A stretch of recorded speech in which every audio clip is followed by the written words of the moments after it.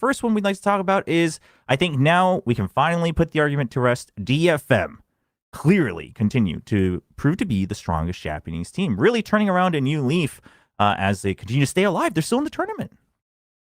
And they look good, I would say. They look very good. Yeah. The main thing, like obviously, I've been impressed by their firepower. I think that's obviously like the main talking point. You go like May has a lot of help, firepower stuff. But if you actually like look at their game plans and stuff as well, like they're very smart game plans. Especially when you focus on GE. They played against GE and they picked Split, and they kind of said in the interview at the end, like we were confident that their Split didn't look that good. And I think I had alluded to it last time on Plat Chat that GE maybe have a bit of a fraudulent attack side because they've been playing against Varel and PaperX that like to face them on defense, and you see DFM just play them on defense and they just turtle up. They don't give them anything, and then GE like runs out of time a couple of times. They can't get through chokes. So I just thought the actual like game plans that they come in map by map is like really strong as well. But by the way, that's a varied game plan too, because when they played Split against Full Sense, they actually mixed in a lot more of that aggressive stuff, right? Like they went into a reclear style where they were pushing off barriers sometimes, reclearing the 1-3-1 player over towards a ramp. The ult rounds looked really solid too. I think this is probably top of their map pool. In my opinion, is their Split. It looks really solid. It's a bit weird though, because they didn't pick it here. They picked Pearl. But I even thought on Pearl, they actually had some...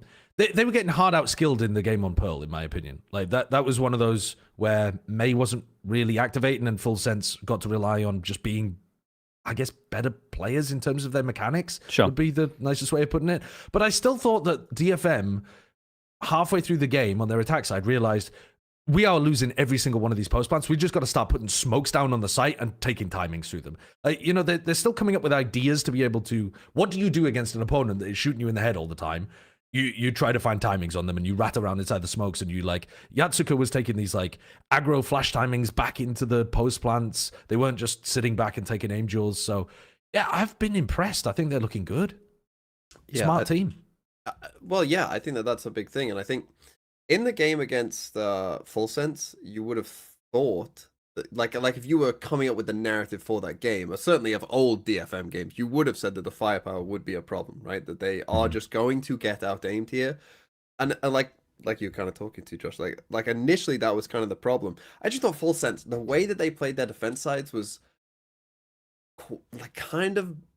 Like, I personally don't like it. I don't like they were playing for retakes so much in some of these rounds, and I was like if you actually look at Full Sense in this game, I just went through it quickly. They only won one defense round in the entire game that wasn't a retake.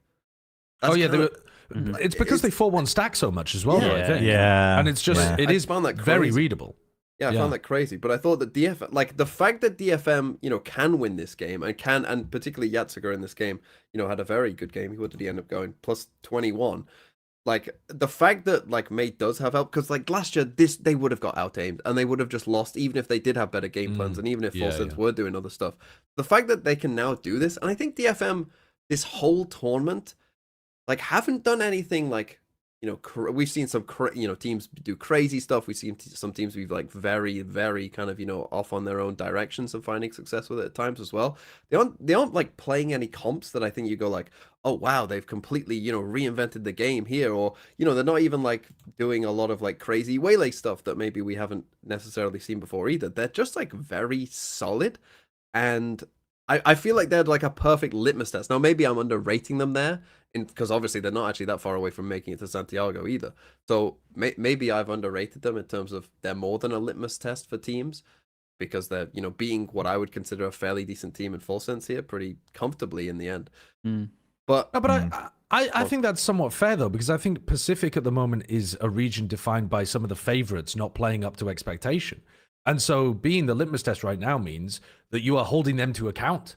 This is relevant for their game coming up against T1. Yeah. Like T1 are not playing as well as we might have imagined this T1 would be coming into the tournament. Now they're actually coming off a series of some decent wins here, but it doesn't look like super team dominant T1 in my opinion, where they would have, where DFM might have no chance of being able to win. And so I think the litmus test here does make sense because T1 are actually they're going to have to come into this game and prove that they are a top team deserving of the respect that we were giving them in the offseason based on their roster moves in order to win. So, Sure. even they might not be getting the biggest scalps of all time, but, or rather, sorry, they are getting some big wins, but that doesn't mean that they're necessarily a phenomenal team that is going to go to Santiago. I think they are still like the barrier that you have to pass.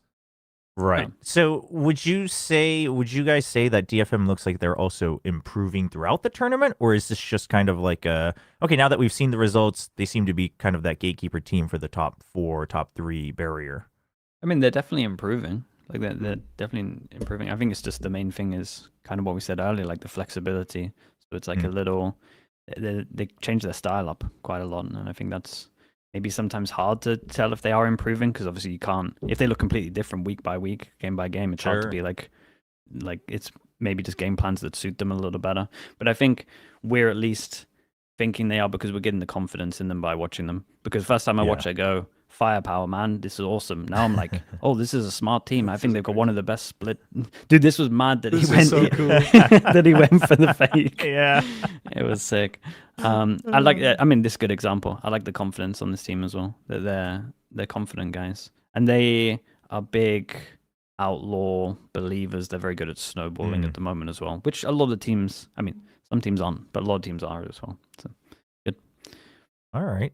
Yeah, I mean, I think it's pretty exciting. Also, obviously, just to see kind of the up and coming talent now finally get their chance from Japan, right, in Tier 1 and actually prove themselves from the get go, like in kickoff, instead of being like, well, maybe they get better throughout the year. So lots to cheer for if you're a fan of DFM and the Japanese scene. But wow, Sliggy breaks the guarantee with a DFM vote. Sliggy, would you like to speak for yourself? Sure. I think the DFN have just kind of proven on multiple maps that they're like pretty smart and can adapt to the opposite of how the opposition plays. I just think they're very good at the moment. I think they've got one of the best splits in the world, straight up, at least top 5 in the world right now. So I think they've got like a very strong map that they can lean on, and they just show multiple. I mean, they show me everything that I want to see. They show me more consistency than T1. Why would I not go for them?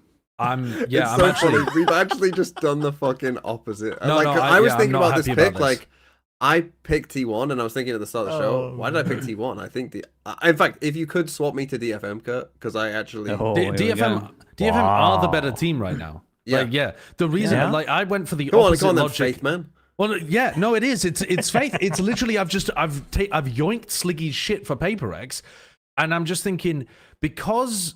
But here's the difference in my head. I've seen Paper X be playing quite poorly. I'm unsure about T1. Like I've seen some stuff that I quite like, and I've seen some stuff that I'm unsure about because I feel like their opponents are playing poorly. And so we talked about it earlier. We don't have a good read on T1 right now. And so I think there's more chance that it's just like a close victory for T1 and they do lean into the slightly better version of themselves. Than Paper X fixing a lot of their potentially larger problems. So, but I would agree with you. I think DFM are on paper favorites. Like I was amazed when we had 3 T1 picks coming into this. We don't know.